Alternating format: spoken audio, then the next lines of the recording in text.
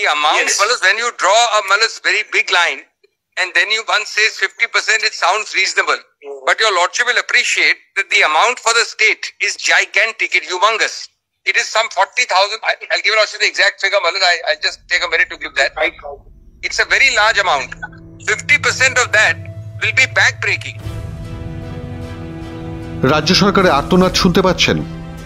আইনজীবীর নয়, এটি আসলে আপনার রাজ্যের সরকারেরই আর্তনাদ। ইটস আ ব্যাক ব্রেকিং, কোমর ভেঙে দেওয়া নির্দেশ।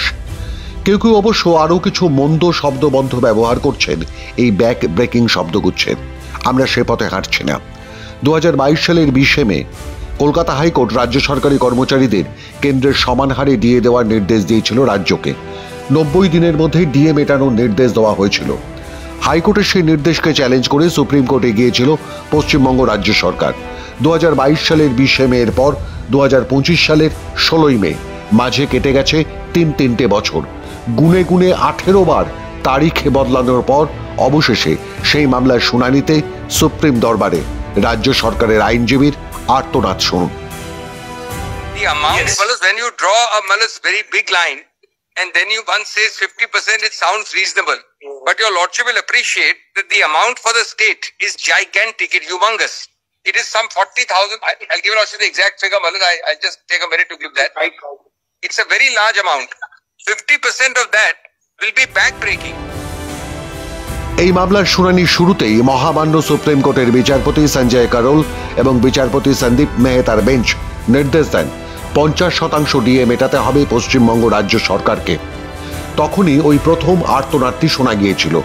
কিন্তু বিচারপতিরা অনড়। অবিলম্বে বকেয়া ডিএর 50% রাজ্যকে দিতেই হবে, এই মর্মে তারা নির্দেশ দিতে ততক্ষণে কোর্ট অফিসারকে ডেকেও দিয়েছেন। শর্ট হ্যান্ড বুক আর পেন্সিল নিয়ে সেই কোর্ট অফিসারও তৈরি। ফের মনু সিংভির আর্তনাদ, 50% ডিএ দিতে গেলে রাজ্যের প্রায় 20,000 কোটি টাকা খরচ হবে। Number two, in the event, then your lordship may give us an afternoon the miscellaneous week. We'd rather argue it because it's a very huge financial back-breaking liability. Back-breaking liabilities, অর্থাৎ কোমর ভেঙে দেওয়ার দায়। কার কোমর? রাজ্য সরকারের আইনজীবী অভিষেক মনু সিংভি বোঝাতে চেয়েছেন রাজ্যের কোমর। রাজ্যের অর্থনীতির কোমর নাকি ভেঙে যাবে সরকারি কর্মচারীদের তাদের ন্যায্য পাওনা দিতে। কেন্দ্রীয় সরকারি হারে যে মহার্ঘ ভাতা দেশের বেশিরভাগ রাজ্য দিতে পারে, সেই মহার্ঘ ভাতা দিতে পশ্চিমবঙ্গ সরকারের কোমর বা মাজা ভেঙে যাচ্ছে কেন? আসলে রাজ্য সরকারি কর্মচারীদের কেন্দ্রীয় হারে ডিএ না দিতে বদ্ধপরিকর মমতা বন্দ্যোপাধ্যায়ের সরকার। এর আগে গত 3 বছরে 18 বার এই মামলার ডেট বা তারিখ পাল্টেছেন তিনি। তার আগে স্যাট এবং কলকাতা হাইকোর্টে 3টি মামলা, 3টি রিভিউ পিটিশনে হেরে যায় রাজ্যের সরকার। অবশেষে 2022 সালে কলকাতা হাইকোর্টের ডিভিশন বেঞ্চের রায়, আর সেই মামলাকেই চ্যালেঞ্জ করে সুপ্রিম কোর্টে রাজ্য সরকার। Number two, in the event, then your lordship may give us an afternoon the miscellaneous week. We'd rather argue it because it's a very huge financial back-breaking liability. আর্তনাদের পাশাপাশি দাবি করা হয় DA নাকি কর্মচারীদের অধিকার নয়, সরকারের অনুদান বা ভিক্ষা। ঠিক যেভাবে রাজ্যের মুখ্যমন্ত্রী জানিয়েছিলেন সরকারি কর্মচারীদের বেশি ঘৌ ঘৌ করবেন না, এই বক্তব্যের জোর প্রতিবাদ করেন কর্মচারী পক্ষের আইনজীবীরা। এরপর বিচারপতি জানান তারা স্যাট কলকাতা হাইকোর্টের 6টি রায়ের সবকটি মনোযোগ দিয়ে পড়েছেন। সেই সব পয়েন্ট নিয়ে শুনানি চলবে আগামী অগাস্ট মাসে, ফের শুনানি। কিন্তু তার আগে অন্তত 25% মহার্ঘ ভাতা আগামী 4 সপ্তাহের মধ্যে মেটাতে হবে রাজ্যের সরকারকে। আর তারপরই তৃতীয়বার শোনা গেছিল রাজ্য সরকারের আর্তনাদ, হুজুর কোমর ভেঙে যাবে। One sentence before lordship dictates, one sentence. Yes. The highest slab of Mr. Patwalia's client's demand is based on twice a year. That's the main issue. Right.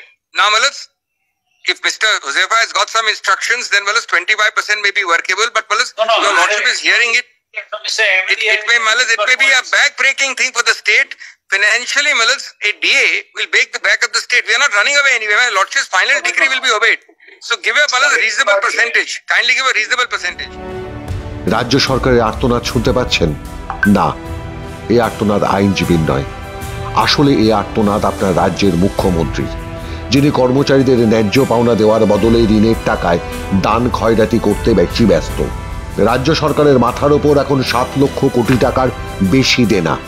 এই অর্থবর্ষের পরিকল্পনা 1,10,772 কোটি টাকা ধার করার। ধার করলে শোধ করতে হয়, সে কারণেই 49,000 কোটি টাকা দেনা শোধের পাশাপাশি খয়রাতি 43,000 কোটি টাকার। আর বাকি টাকায় বিলাস বেসন, হেলিকপ্টার ট্যুর মুখ্যমন্ত্রীর, আর একের পর এক মামলার খরচ। যেমন শুধুমাত্র ডিএ মামলায় কোটি কোটি টাকা খরচ করে 18 বার তারিখ বদলেছেন আইনজীবীদের দিয়ে।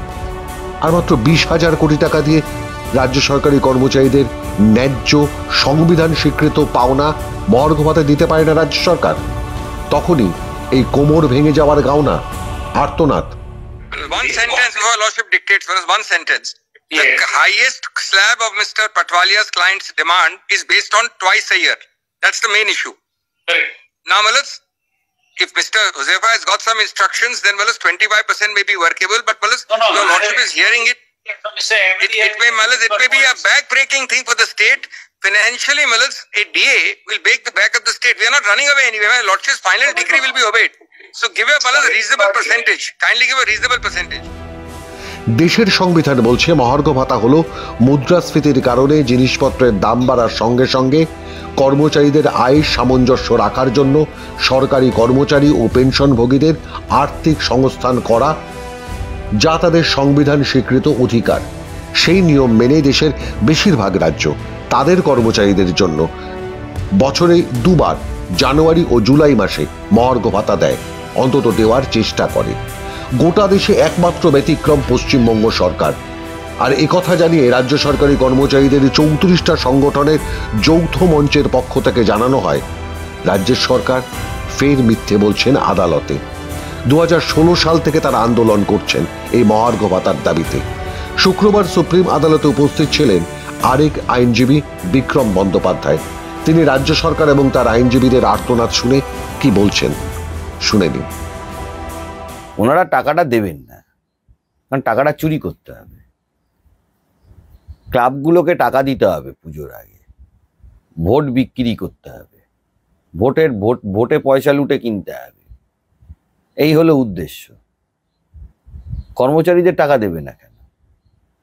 তারা হকের প্রাপ্ত টাকা, তাদের প্রাপ্ত টাকা, তাদের এটা অধিকার, সাংবিধানিক অধিকার, মৌলিক অধিকার দিয়ে। এখনো হিয়ারিং শেষ হয়নি, আমরা প্রমাণ করব এটা মৌলিক অধিকার। আমি আবারও, আসলে সাধারণ মানুষের ট্যাক্সের টাকায় মুখ্যমন্ত্রী মমতা বন্দ্যোপাধ্যায়ের সরকারি খয়রাতি, অপব্যয় এবং মন্ত্রী শান্তিদের ভোটে জিতে আসা সুনিশ্চিত করতে চাইছেন। তার জন্যই সরকারি কর্মচারীদের ন্যায্য পাওনা থেকে বঞ্চিত করতে হলেও বেপরোয়া মুখ্যমন্ত্রী, যার আর্তনাদ শুক্রবার এতবার শুনেছে দেশের সর্বোচ্চ আদালত।